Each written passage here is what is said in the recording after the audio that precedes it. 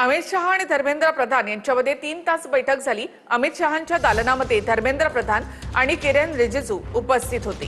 Cockroach जनता पार्टीच्या मागण्यांवर बैठकीमध्ये चर्चा झाली।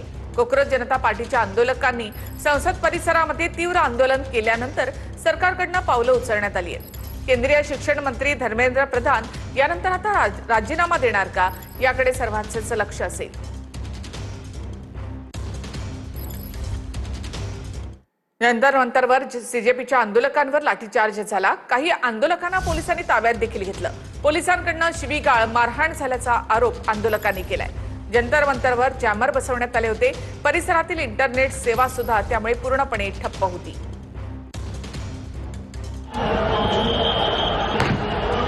आंदोलकांना रोखण्यासाठी पोलिसांनी अश्रुधुराच्या नळकांड्या फोडल्या। संसद भवनाच्या दिशेने जाणाऱ्या आंदोलकांना रोखण्याचा पोलिसांनी प्रयत्न केला।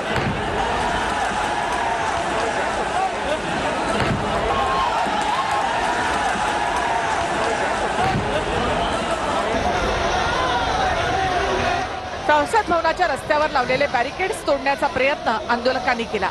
यावेळी पोलिसांनी आंदोलकांवर लाठीचार्ज केलाय।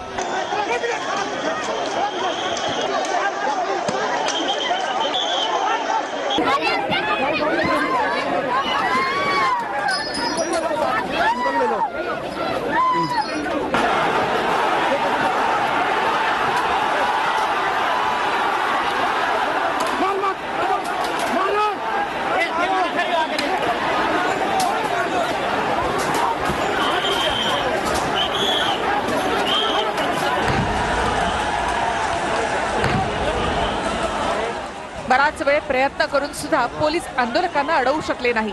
बॅरिकेड ओलांडून आंदोलक संसद भवनाच्या दिशेने माननीय वांगचूंना भेटायला दिलं नाही।